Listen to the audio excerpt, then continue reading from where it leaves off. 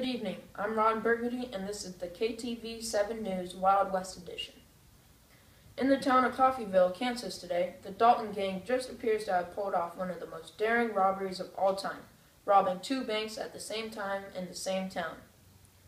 As you may remember, the Dalton gang is made up of three brothers, Grat Dalton, Bob Dalton, and Emmett Dalton.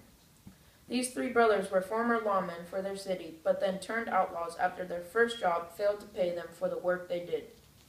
Shortly after turning outlaws, the three brothers and the gang robbed a gambling hall in Silver City, New Mexico. This was the start of their career of robbing banks and hijacking trains. On February 6, 1891, they were accused of robbing the Southern Pacific Railroad chain. For this, they were arrested, but Grat escaped and Bill was acquitted on little evidence. Later, Grat was caught and sentenced to 20 years in prison, and later escaped like he did before, so the three brothers were back together again. According to one account, while he was being transported back to jail, he slipped out of the handcuffs and dove out of the train into the San Joaquin River and swam to freedom. Over the next 2 years, the Dalton gang robbed several trains in the Indian Territories.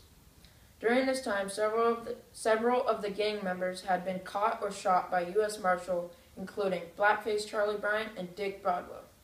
But the three brothers were still alive.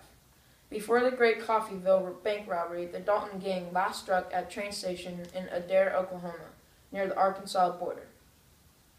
Although over 200 shots were fired, miraculously, none of the Daltons were injured or hit. The Daltons escaped with $10,000 in cash. With more on this latest daring robbery, our KTV 7 News Wild West news team is on the site in Coffeyville. Here's our correspondent, Bert Toast. With more, take it away, Bert.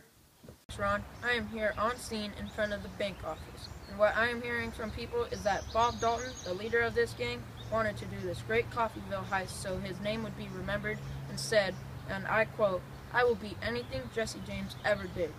Apparently, the gang hit two banks, the C.M. Condon Bank and the National First Bank, at the same time. From what I can see, these heists were huge. As I understand it, Grat and Bill Dalton were inside holding hostages and trying to get into the safe. This is reportedly to be one of the longest robberies we have ever seen, as the Daltons had been inside the bank for a good hour and a half.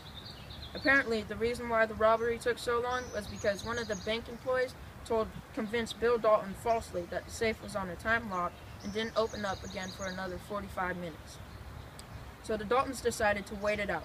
While they were delayed inside, many of the townsmen lined up with guns, bats, and knives, waiting for them to come out. When the Daltons emerged from the bank carrying three huge bags loaded with money, the townspeople opened fire, and a huge gun battle ensued.